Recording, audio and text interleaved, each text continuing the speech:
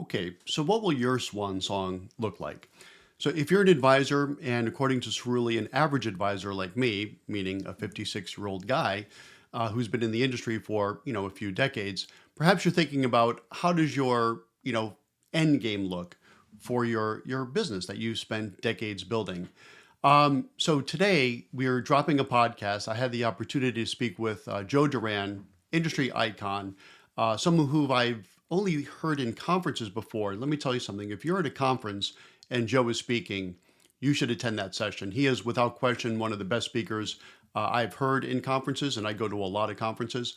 So for me to have the opportunity to speak with him one-on-one, as I have recently, that was just a real treat for me, especially talking about a topic that is top of mind for yours truly. So in a moment, as I normally do on these Wednesday afternoons, I'm going to give you a little taste of the chat that Joe and I had. It's up on goRIA.com right now. But just to frame this a little bit, whenever I have a guest like a Joe Duran, just a big name industry icon, I like to start off with a bit of an origin story. And that's how this podcast kicks off. And let me tell you something, it did not disappoint. Super interesting story on how Joe got his start, built United Capital, as well as going on to many other things. So that was fantastic. But what we did talk about, as we like to do on goRIA, is a compare and contrast.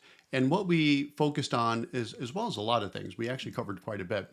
But in particular, we talked about what does that final chapter look like if you're at a broker-dealer versus an RIA. Now, for me, what I love about the RIA space, probably more than anything, and there's a lot that I love about it, is the idea of optionality and flexibility.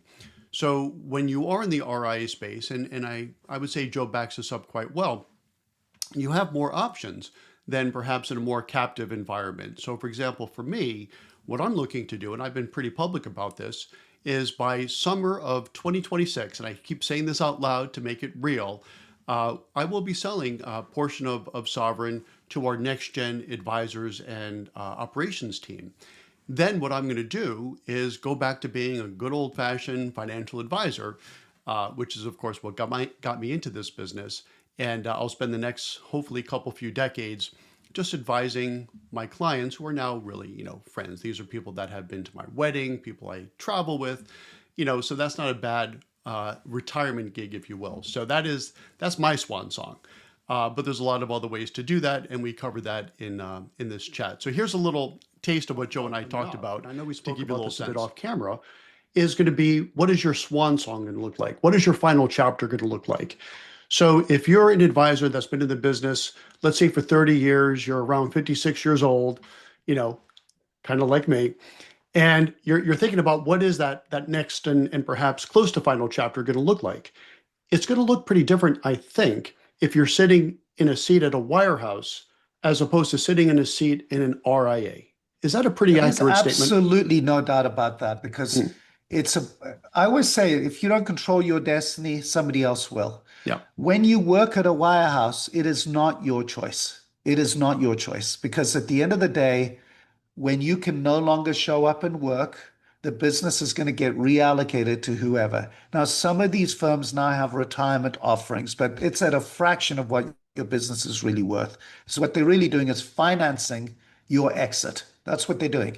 They're basically providing a capital resource, but not at market multiples, for the advisor to step in and basically pay you back with your own cash flow for a short period of time. There's nothing wrong with that.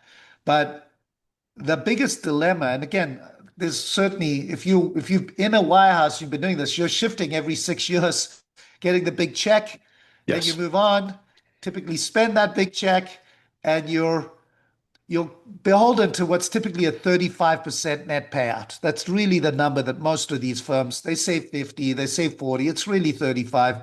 If you factor in all the internal revenue sources clients are paying that you do not participate in, it's actually a 35% payout. That's the reality when you pull back the curtain.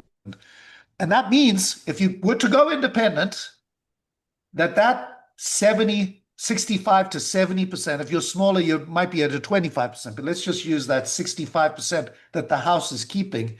If you were to leave, build your own office, use a platform and everything else, there's about 30%, about 32 and a half, about half of what they're keeping is contribution to profit margin if you were to be independent. So Yes. that element you don't get to keep. It's never there for you to have.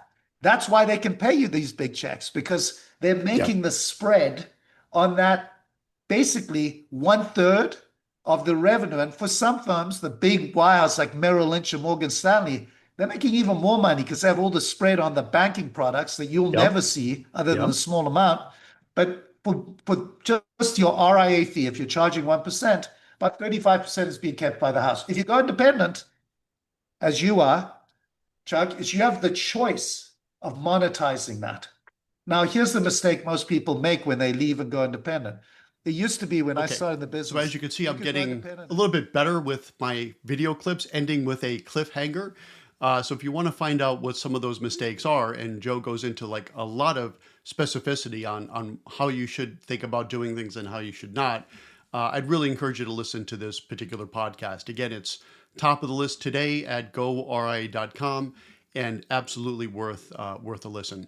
So that's it for this Wednesday afternoon. I'll be back next Wednesday, 3 o'clock Eastern Time, with another highlight on what is new on goRIA.com. Thanks for joining us. Take care.